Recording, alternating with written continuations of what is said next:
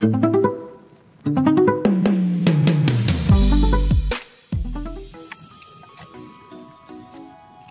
na nagja-jogging. Kanina halos walang nagja-jogging kasi madilim pa.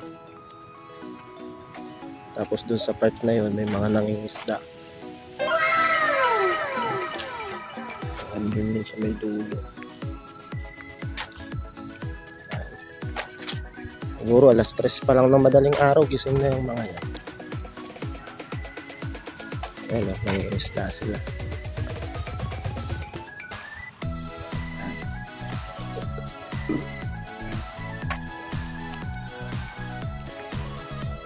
Hanggang bewang lang pala eh.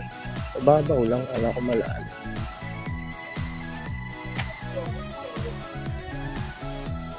Hindi, mababaw na lang siya. Ayan o. Mababaw na lang siya. Ang daming dikya. Kikita nyo yan. Yung mga itim-itim na parang dot. Mga dot-dot na yan. Jellyfish yan. Ayan sila kuya. Nangingisda. Papalaot yata sila.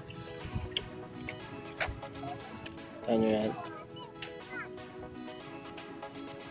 Tuwing umaga, araw-araw, doon yan ang makikita.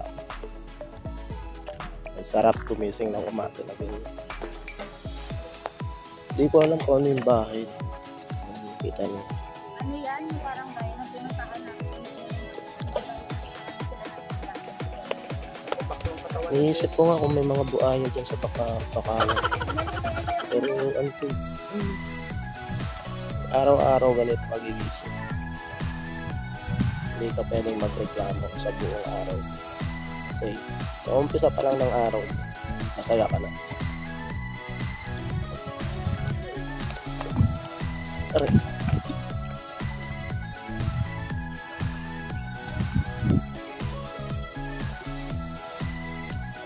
Naglakad lang ako para napagod. Paramdam ko tumakbo ko ng malayo. Masyadong tao. Pero sa hapon, ang daming tao nandito. Siguro yung iba nagsisimba kasi nga linggo ngayon. Sikat na yung araw. Nagpapakita na si Haring Araw. Parang baba lang ng ulap.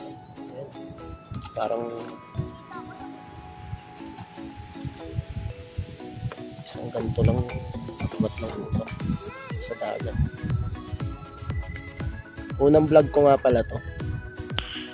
Nice. Pero madaldal lang. Madaldal pala ako sa camera.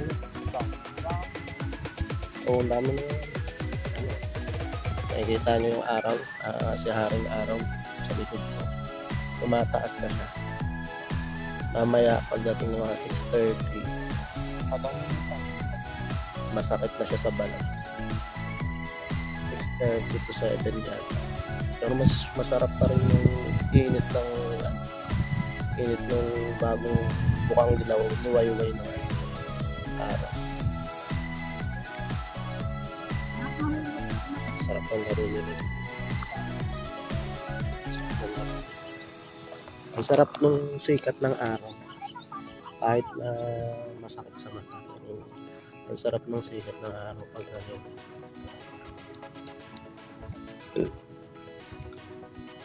Sa pag-edad ko yata ng 14 years old, hindi na ako gumising ng maaga. Lagi na lang alas 9, alas 10, pinaka late kong gising alas 12. Ito na yata yung pinakaunang gumising ako ng maaga, alas 4, para lang maglakad-lakad.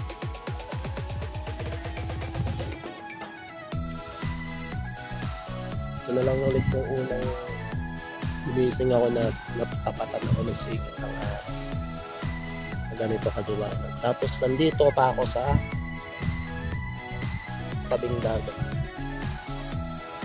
Nung bata ako, pag nagkakasakit ako, hindi ako dinadala sa ospital. Hindi uso sa amin yun ng bata ako. Ang sabi sa akin ng tatay ko, barin mo yung damit mo, gumising ka ng maaga. Tumalikod ka sa araw.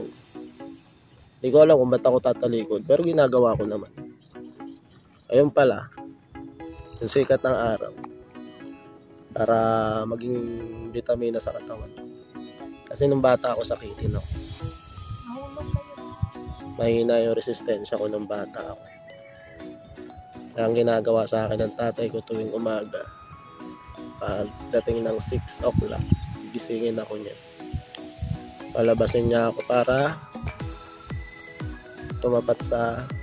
tumalikod sa sikat ng araw. Dito, sa umaga, pag naglalakad ka rito ng madaling araw, pag may bukas ng tindahan, ang maririnig mo sa tindahan, yung tunog ng radyo. Alam ko ano yun, balita ng dito, yung sa radyo, bombo radyo ba yun? Ayun, yung mga ganun, yung may rinig mo rito. Pag nakakarinig akong ganun, parang bumabalik sa pagkabata. Kasi nung bata ako, ang libangan lang talaga namin, bukod sa paglalaro, ang libangan namin, nakinig ng radyo. Bata ako, nakikinig pa ako ng Chadeli. Pinapatulog na ako ng nanay ko, nakikinig pa ako ng Chadeli. Kala niya natutulog ako, pero nakikinig ako ng Chadeli. Ano pa ba yun? Meron pa nga akong pinapakinggan dati nun pambata, yung Kapitan Pinoy. Ewan ko kung alam nyo yun. Napakinggan ko yung Kapitan Pinoy. Tuwang-tuwa ako dun. Si Lolo Damaso. Lolo Damaso ba yun? Yung nagbigay sa kanya ng medalyon sa may parang balon yata. Yun. Tuwang-tuwa ako nung pagka Kapitan Pinoy. Kasi yung imagination ko, umagana. Kasi pagka nakikinig ka ng drama sa radyo, ultimo yung pagbukas ng pinto, sasabihin nila na bubuksan na nila. Ito na, hawakan ko na yung pinto. Ito na, bubuksan ko na. Ganun. Kaya yung imagination mo na bumubukas. Malawak. Baga, napupunta ka dun sa kung ano yung kinukwento nila, napupunta ka dun sa kinukwento. Tapos may mga napakinggan pa ako, parang World War II yata. Drama na yun, hindi ko na maalala. Tapos meron pa yung Leon Latigo. Ano pa ba yung mga napapakinggan ko? Gabi ng Lagim. Paborito ko yung Gabi ng Lagim kahit takot na takot ako sa gabi. Kasi ang ilaw namin nun, kasera lang. Kasera lang ilaw namin nun. Tapos nagtatakotan pa kami ng ate ko. Kinig kami ng Gabi ng Lagim. Tapos nung bumili yung tatay ko ng TV, black and white, yung battery pa yung battery ng sasakyan. Ayun pa yung papagana kasi walang kuryente sa amin. Pinapanood namin nun o kato-kat. Pero minsan lang namin buksan yung TV kasi yung battery madidrain agad. Dapat mapaabot namin yun ng 1 linggo kasi ang sahod ng tatay ko tuwing Saturday. Kailangan umabot yung battery ng Saturday para dating ng linggo, dadalhin niya yun sa papakargahan niya ng battery.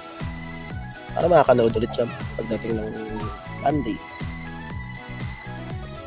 No oras na? 6 o'clock na. Medyo nararamdaman ko na yung init ng araw. Pero maganda pa rin sa katawan to.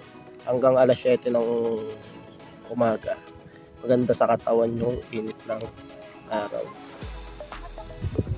Narinig nyo yung hampas ng alon. Nakakakalma ng pag-iisip din. Ang oras ay 6:10 na. May 1 oras na ako nagdadaldal. Alam nyo ba sa buong buhay ko, hindi pa ako dumaldal ng 1 oras. Pinakamahaba ng daldal ko, parang 1 minuto. Hindi pa nga yata umabot na 1 minuto. Sa sobrang tahimik ko sa bahay, walang kumakausap sa akin. Natatakot sila. Baka daw sungitan ko sila. Totoo naman, masungit naman talaga.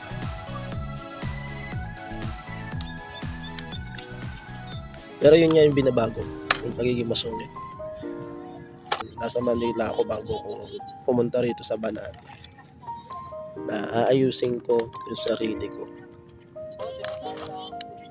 Hindi ko na papayagan, hahayaan na yung mga toxic na tao, yung mga walang ambag sa buhay ko, yung mga mapanghusgang tao, pumasok sa buhay ko. Hindi ko na yun papayagang mangyari. Ayoko nang masira yung pag-iisip ko na gusto ko lang maging kalmado. Ayoko na ring payagan na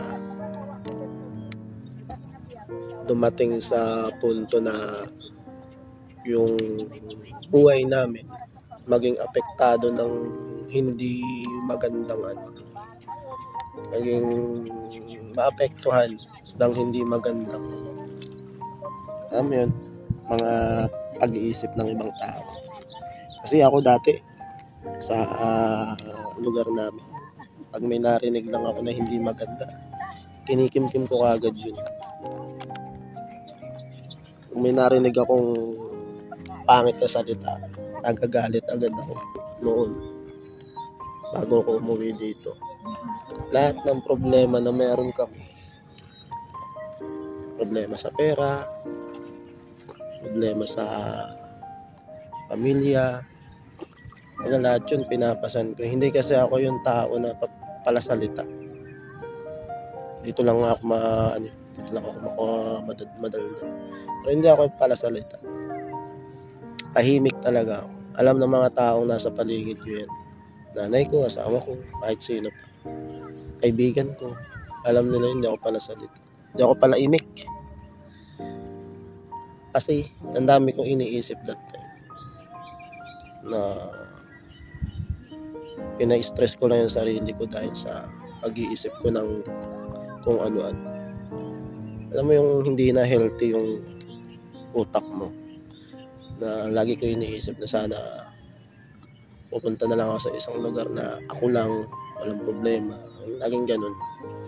Tapos iiyak ka na lang, ganun yung pakiramdam sa araw-araw ko sa Manila, sa araw-araw ko sa tinitirhan ko.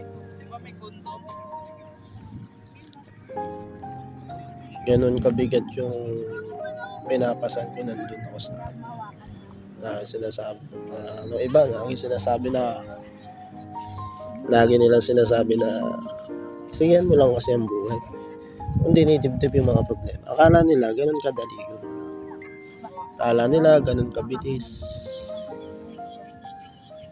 Anong kabilis mawawala. Pag sinabi mo isiyan lang. Hindi kasi ako ganun. Hindi ako nagsasalita ng problema ko or galit ko. Pero naiipon siya. Tapos bigla na lang akong sasabog. Parang ganun. Na bigla na lang iinit yung ulo ko. Bigla na lang pipitik yung galit sa utak. Kaya yung mga tao nasa paligid ko nadadamay. Na yun yung dapat na baguhin ko. Ngayon na nandito na ako. Kaya sabi ko, babagong buhay ako pag-uwi ko sa Banati. Sana magbago na. Hindi ko naman sinabing mabago na guminawa yung buhay namin, pero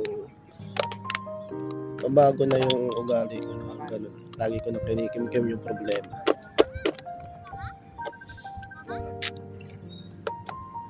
Masarap mabuhay ng masaya. Masarap mabuhay ng walang galit sa puso. Magalit ka man, sandali lang, pagkatapos nun ilabas mo. Sarap mabuhay na masaya ka, tapos masaya din yung nasa paligid. Sinusubukan ko ng gawin yun. Kahit hindi ko siya nakasanayan. Kasi ilang taon, simula pagkabata ako, parang ganun na. Hindi ko muna ikakwento sa inyo kung ano yung karanasan ko nung kabataan ko. Pero nung kabataan ko, masalimuot din talaga. Hindi ako yung batang lumaki sa marangyang buhay. Sobrang, kumbaga, kung merong poorest of the poor, Tama ba yung Puris of the Poor ba yung tawag doon? Puris of the Poor. Kasama kami doon. Yun. Pero hindi ko muna i-ano sa inyo. Hindi ko muna ikukwento sa inyo. Siguro sa mga susunod na araw. Titingnan ko kung ano yung magiging buhay namin dito. Mag-iisang buwan ba lang kami rito eh. Hindi ko masabi kung ano yung magiging buhay ko. Pero sana dumating yung time na dumami yung client. Mga magpapagawa sa akin.